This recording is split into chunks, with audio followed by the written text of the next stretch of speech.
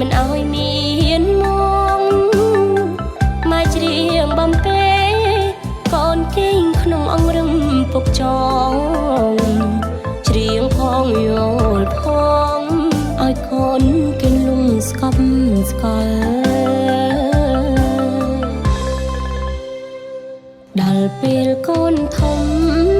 ម៉ែពុកលោកឯកាកូនមានគ្រួសារ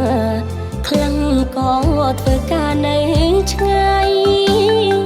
យូរមកម្ដងពុកម៉ែលោកអសប្បាយពុកក៏រសាយឃើញកូនបាយជុំគ្នាពុកចាស់ម៉ែចាស់កាយផ្លាំងច្រើនហើយឥឡូវសក់ប្រែជាស្កៃស្បែកក៏ជ្រាវជ្រួញចរីកម្លាំងខ្សន់ខ្សោយកាយទ្រាំទ្រដោយរគីទៅមកគ្រប់គ្រាលោកមិនដូចមុនឡើយសុំទុំពុកម៉ែដែលកូនគ្មានពេលវេលា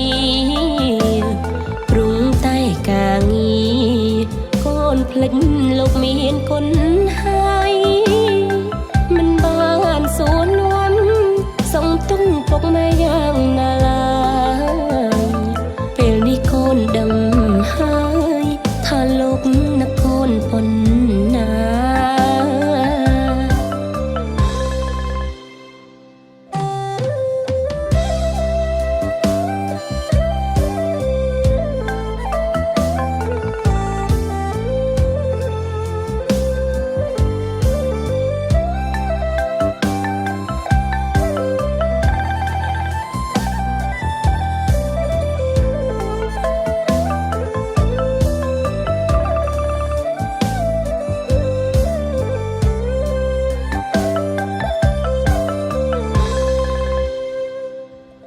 កូននៅតូចម៉ែធ្នមពុកបំបី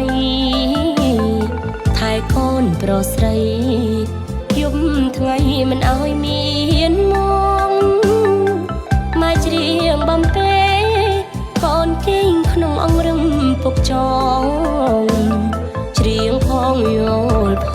ងឲ្យកូនគេលងស្កប់ស្កល់ដល់ពេលកូនធំម៉ែពុកលោកឯកាកូនមានគ្រួសារខ្លាំងក៏ធ្វើការនៅឆ្ងាយយូរមកម្ដងពុកម៉ែលោកអសប្បាយ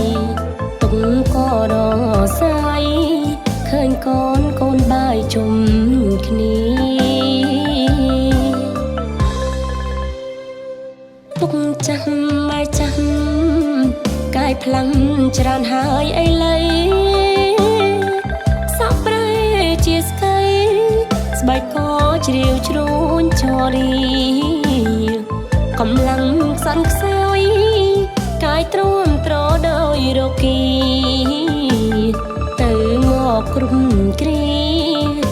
លោកមិនដូចមុនឡើយសុំទុំពុក